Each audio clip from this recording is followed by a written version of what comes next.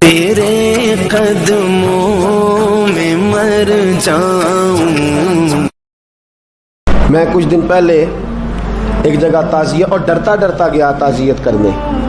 پرانے جاننے والے تھے، دوستوں کا رشتہ تھا، تو میں ایک ہی بیٹا تھا، تو وہ مجھے پتہ چلا کہ ٹرین ایکسیڈنٹ میں انتقال کر گیا، تو میں ڈرتے ڈرتے گیا کیونکہ معاملہ مشکوک تھا۔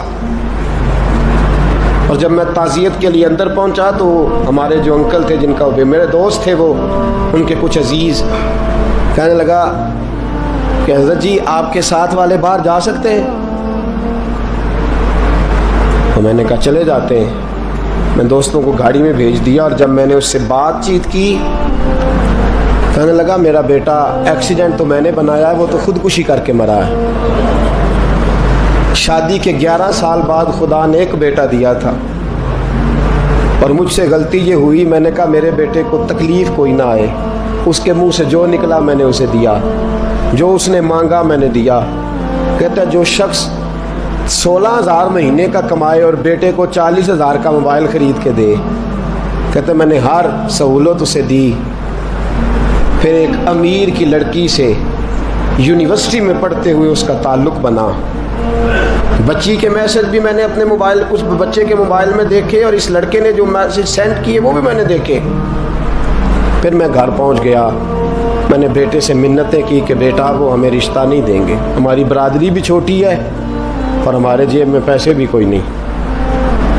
پھر میں ان کے گھر گیا، بیٹا نہ مانا، اور میں نے اس شخص کو بلا کے کہا تیری بیٹی کے میسیج ہیں، خدا را خیال کر، اور تیرے تو 7 بچے ہیں، میری گود میں تو ایک ہی پھول کھلا ہے، میں کدھر جاؤں، خیال کر۔ اس نے کہا دوبارہ تو نے نام لیا تو ایسے کیس میں باپ بیٹے کو پھنساؤں گا کہ ساری زندگی نکل نہیں سکو گے۔ نے کہا میں نے بیٹے سے کہا کہ بیٹا میں نے پگڑی تک رکھی ہے پر مجھے رشتہ نہیں ملا، تو باز آ جا۔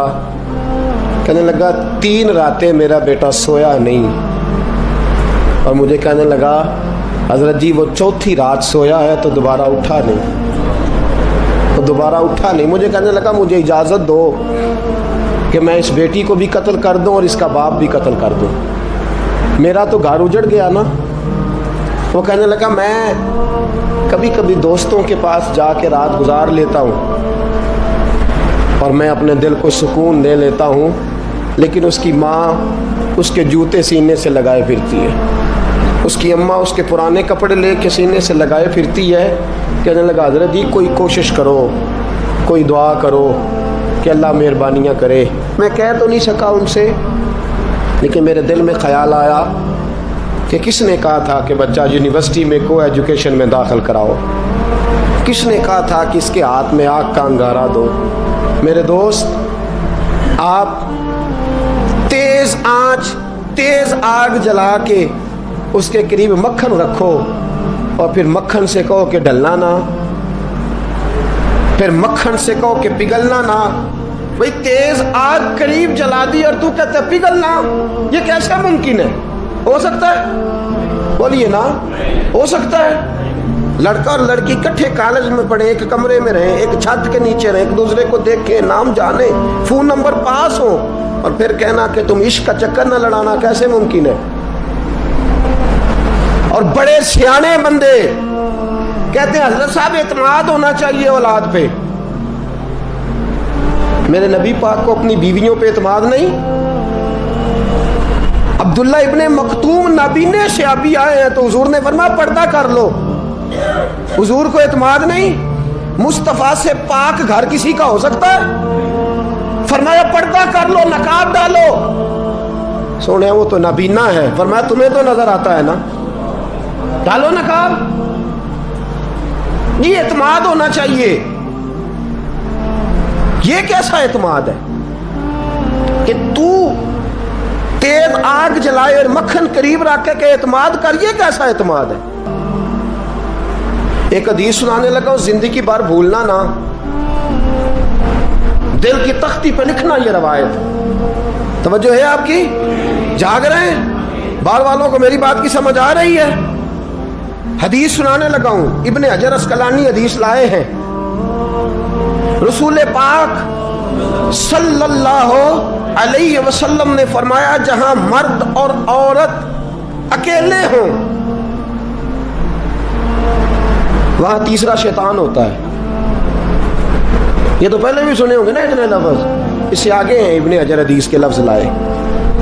یا رسول اللہ صلی اللہ تعالی علیہ وسلم، مرد اور عورت اکیلے ہوں تو تیسرا شیطان ہوتا ہے؟ حضور نے فرمایا ہاں. عرض کی حضور اگرچہ وہ نیک ہو. جاگ رہے ہیں نا آپ لوگ؟ اگرچہ وہ، جہاں مرد اور عورت اکیلے ہوں وہاں تیسرا شیطان ہوتا ہے. حضور اگر وہ نیک ہو لکھ لو دل کی تختی پر. میرے رسول نے فرمایا اگر عیسیٰ کی ماں مریم بھی ہو اور زکریا کا بیٹا یحییٰ بھی ہو تو میں ان دونوں کو بھی اکیلا بیٹھنے کی اجازت نہیں دے سکتا. فرمایا عیسیٰ کی ماں مریم جو رہی مسجد میں، پلی مسجد میں، جس کی پاکیزگی کا اعلان قرآن کر رہا ہے، عیسیٰ کی ماں مریم. اور فرمایا یحییٰ صرف نبی نہیں، نبی کے بیٹے بھی ہیں. زکریا بن یحییٰ. فرمایا اگر یہ دونوں بھی ہوں، ایک نبی ہو اور ایک ولی ہو، مریم اور یحییٰ بھی ہو، مریم اور زکریا بھی ہو، فرمایا میں ان کو بھی اکیلے بیٹھنے کی اجازت ہے. تو کس نیکی اور پرہیزگاری کی بات کرتا ہے؟ تو کیسا پیر ہے اس کے پاس تنہائی میں بیٹھ کے بی بی اپنا دکھڑا سنا رہی ہے؟ تو کیسا مفتی ہے؟ اٹھا کے لے جا طریقتیں شریعتیں اور جا کے سنبھال لے اپنے جبہ اور دستار میں. وہ کوئی جبہ اور دستار نہیں، وہ گند ہے. اس لیے کہ جو نبی مریم سلام اللہ علیہا کو نبی کے پاس بیٹھنے کی اجازت نہیں دے رہے، وہ پیر کس بات کی مولی ہے جو بیبیوں کو بغیر پردے کے سامنے بٹھاتا ہے؟ اور تنہا بیوی کہتی ہے میرا دکھ سن لے. کس نے اجازت دی ہے؟ اور پھر کہنا تماشا لگ گیا، سٹنڈ لگ گیا. یہ شریعت بیان کر رہا ہوں، رسول اللہ کا فرمان بیان کر رہا ہوں، اور اس سے آگے ہمیں کسی دلیل کی ضرورت بالکل نہیں ہے. پتہ نہیں باپ کو کہ میرا بیٹا کیا کر رہا ہے؟ اندھی ہے وہ ماں جس کی بیٹی سارا دن نیٹ پہ بیٹھی رہتی ہے، اس کو خبر نہیں کیا ہو رہا. اور جب آگ گلے تک آتی ہے نا، داڑیاں جب جلنے لگتی ہیں تو ہمیں خیال آتا ہے یہ کیا بن گیا ہے. اور جب ماں کا دوپٹہ کھینچنے لگتا ہے نا سگا بیٹا کہ چل میرا رشتہ مانگ، پھر اس کو پتا چلتا ہے کہ یہ تو معاملہ ہی بڑا خراب کر لیا میں نے. میرے دوست، جوانی زیادہ پیسے کمانے کا نام نہیں. اگر تو قیمتی کپڑے پہنتا ہے تو تو جوان نہیں. تو 50 کلو وزن بائیں ہاتھ سے اٹھا لیتا تو تو جوان نہیں. اگر تو ڈگریوں کا ڈھیر لگایا ہے اور تیرا دراز اور الماری بھر گئے ہیں تو تو جوان نہیں. اور اگر تو نے اپنے خاندان اور معاشرے میں اونچا افسر بن کے نام کما لیا تو جوان نہیں. جوان اس کو کہتے ہیں جس کی جوانی پاکیزہ ہوتی ہے. جوان اس کو کہتے ہیں جس کی نظر جھکی ہوئی ہوتی ہے. جوان اس کو کہتے ہیں جو حیا کا پتلا ہو. جوان اس کو کہتے ہیں جو شرم کا پیکر ہو. جوان اس کو کہتے ہیں جس کی نظر سے معاشرے کی بہو بیٹیاں بچی ہو. جوان وہ ہوتا ہے، جوان بھی ہو پاکیزہ بھی ہو، جوان وہ ہوتا ہے کہ میرے رسول پاک نے فرمایا صبح قیامت اللہ عرش کے سیدھے جانب جوان کھڑا کرے گا. 30 سال کا جوان، چڑھتی جوانی، خوبصورت آنکھیں، روشن چہرہ، اس کا وجود طاقت والا. نبی آگے بڑھ کے پوچھیں گے یا اللہ یہ کون ہے جو تیرے دائیں جانب کھڑا ہے؟ اللہ فرمائے گا یہ وہ جوان ہے کہ خوبصورت عورت نے اسے کہا تھا میرے ساتھ منہ کالا کر لے، پر اس نے نظر جھکا کے کہا تھا انی اخاف اللہ.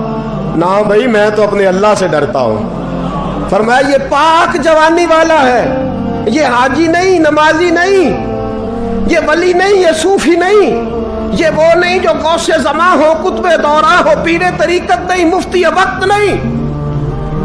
یہ خالی جوان ہے پر پاک جوانی لے کے آیا ہے. یہ خالی جوان ہے پر پاکیزہ جوانی لے کے آیا. یہ خالی جوان ہے پر اس کی نظروں میں حیا بڑی ہے. یہ پاک یہ کیا تماشا لگ گیا عشق کا چکر. اور آج جتنی مصیبتیں کھڑی ہوئی ہیں اس عشق مجازی کے روگ نے کھڑی کر دی ہیں. ہر جوان. ہمارا ایک بچہ تھوڑے دن پہلے اس علاقے کا محمد طیب نام کا شہید ہو گیا. وہ ایک کونے میں رہنے والا, ایک محلے میں ایک چھوٹے سے کونے میں رہنے والا بچہ تھا نا. میرے ساتھ دوست موجود ہیں. صبح سے لے کر ساری رات میں افسوس کرتا رہا میں جنازے میں کیوں نہیں گیا, میں جنازے میں کیوں نہیں گیا.